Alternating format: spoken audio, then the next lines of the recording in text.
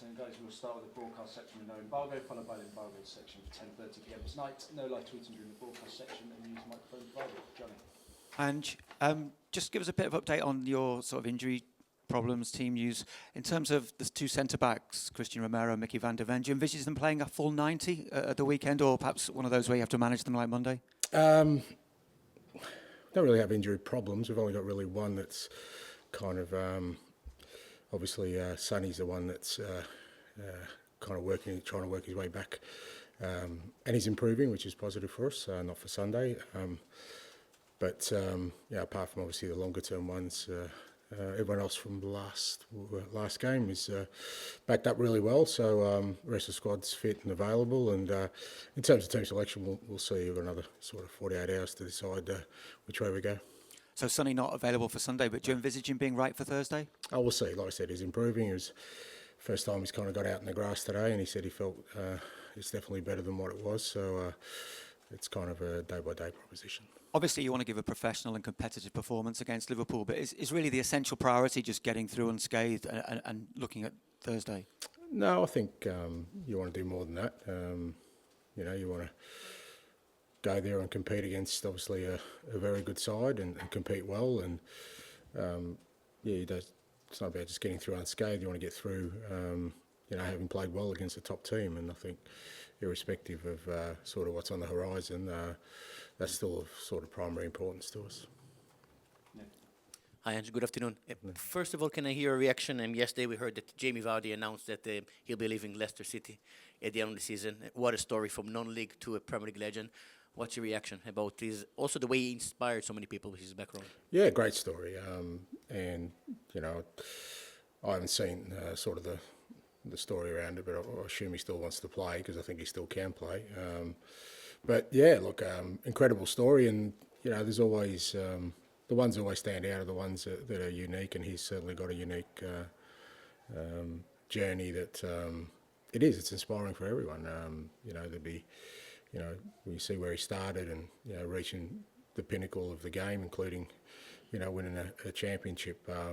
Incredible, great servant. Not too many who end up doing it at the majority at the one club, which is also, a testament to him. And, great career.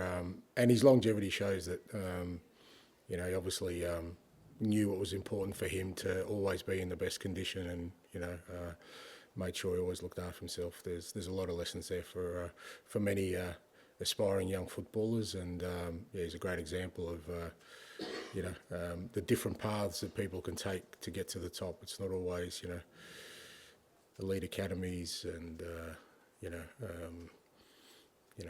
big contracts when you're young. It's about working your way through, and he certainly did that, and he's earned everything he's got. If you look at Spurs this season, in Europe, you're only 3 games away from potentially winning a trophy. On the other hand, in the league position is obviously below where you were hoping for and everyone else were hoping for. How do you try to balance it emotionally from your perspective, from the fans' expectations, the players as well? I think, you just got to try and deal with what's before you. And as you said, we're well aware that our league form and league position is nowhere near good enough. But we also know that there's an unbelievable opportunity on the horizon. And, I think irrespective of, this club's had many seasons, and a lot of clubs have many seasons where they've done outstandingly well in the league, but don't have the opportunity we have right now of being in a Final Four in a major European competition. So, that's, I think that's where the focus is, and that's where the focus should be, irrespective, especially for a club that, hasn't had a lot of success recently. Like I said, we've got a wonderful opportunity. The players have, and the club has, and collectively, if we, we give ourselves every opportunity to progress to a final, then I think, hopefully the momentum we gain from that will give us a chance to do something special. Jurgen Klopp, Jurgen obviously left a very strong and positive foundation at Liverpool. When he left, but did you ever think that Arne Slot, first season in English football, first season at Liverpool, will lead Liverpool to where they are, 1 point, and they will win the Premier League? Look, I wouldn't have discounted the possibility. He's an outstanding manager, and as you said, he picked up an outstanding team.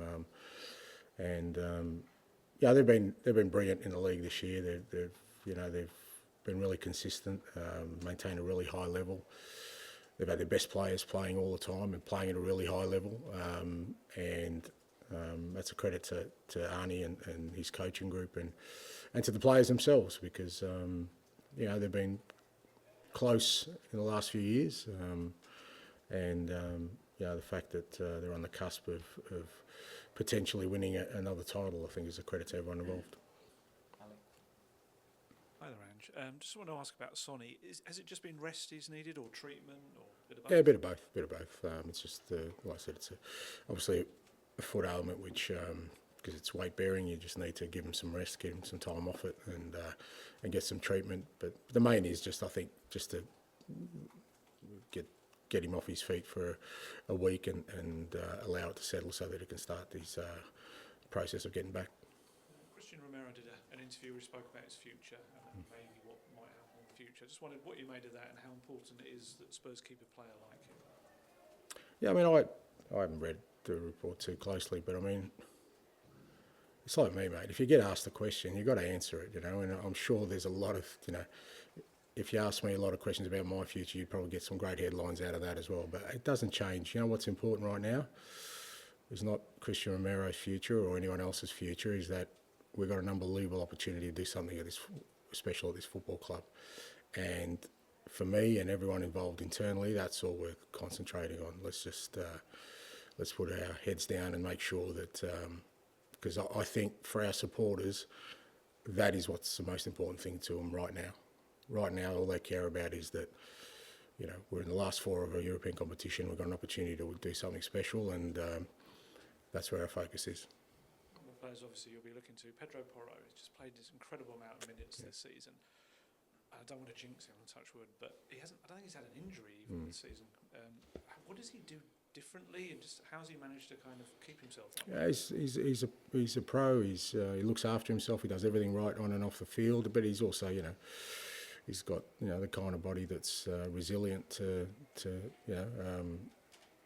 the amount of intensity and game time he's had, and it's a credit to him. And it's not just that he's played; he's kept a really good level all year, and he's been a mainstay for us in a defence where I'd hate to think how many sort of defensive partners he's played with. I mean, 4 goalkeepers and probably upwards of 10 different defenders that he's played alongside, and he's kind of been the constant. So he's been brilliant for us. From the moment I arrived, he's got a great personality. He's got great enthusiasm, passion for the game, and I think that's why he gets the most out of himself all the time.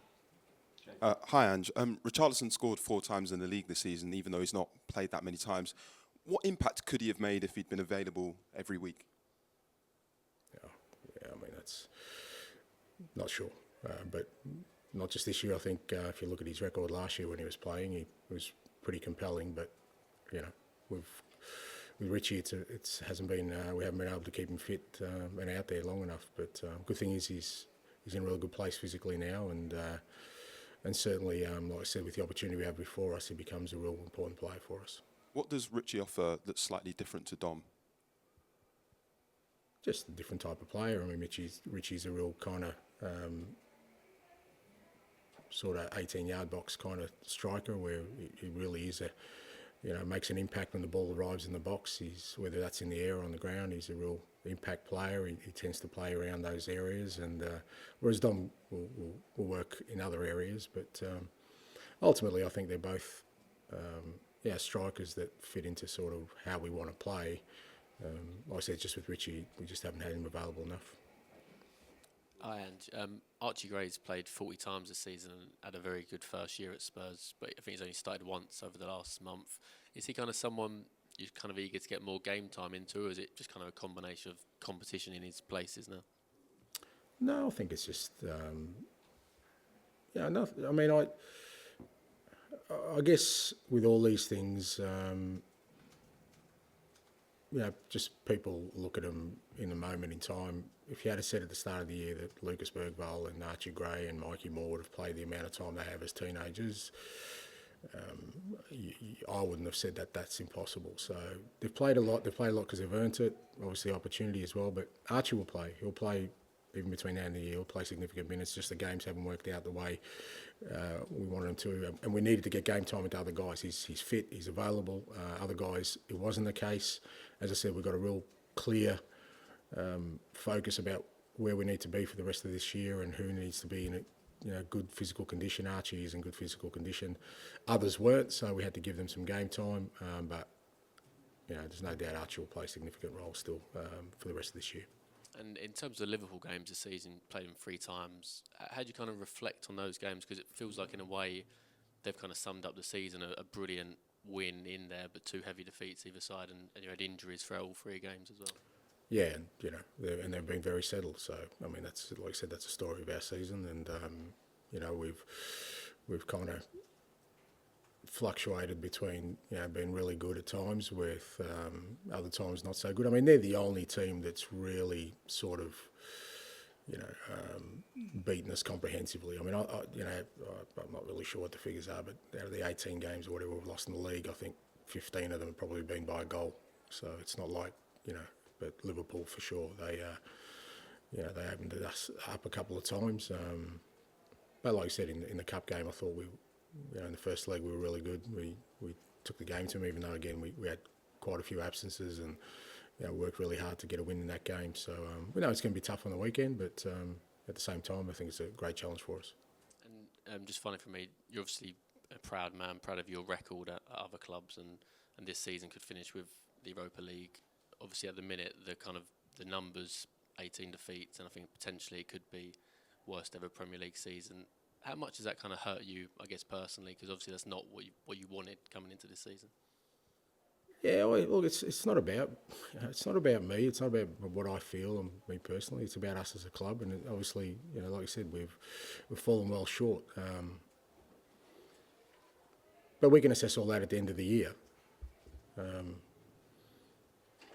In terms of the totality of my 2 years here. So, let's assess it then. And you spoke about, as a child, you supported Liverpool. Is it a bit weird now you can potentially be spoiling their title party? Is there any emotion there this week, or is it all strictly business? No, mate, I'm a 60-year-old, almost 60-year-old adult. I've gone past my boyhood crushes, so it's got no impact whatsoever. I have great admiration for the football club. Yes, I supported it when I was younger, but that was 50 odd years ago. So we've well and truly moved on since then. And then there's a lot of talk about where you are in the league and then the upcoming semi-finals. Is there a sense to ever switch off with the pressure, or can you switch off when it's this time of the season, or do you just look forward to each game? No, fair to say you can't really switch off. I think there's plenty going on that keeps you really focused. And like I said, we've got an unbelievable opportunity on the horizon that I'm well and truly, laser focused on making sure we give ourselves the best chance of success. Okay, we'll end the broadcast section there. Move on to the embargoed section for 10:30 p.m. tonight. Tom? Hi, Ange.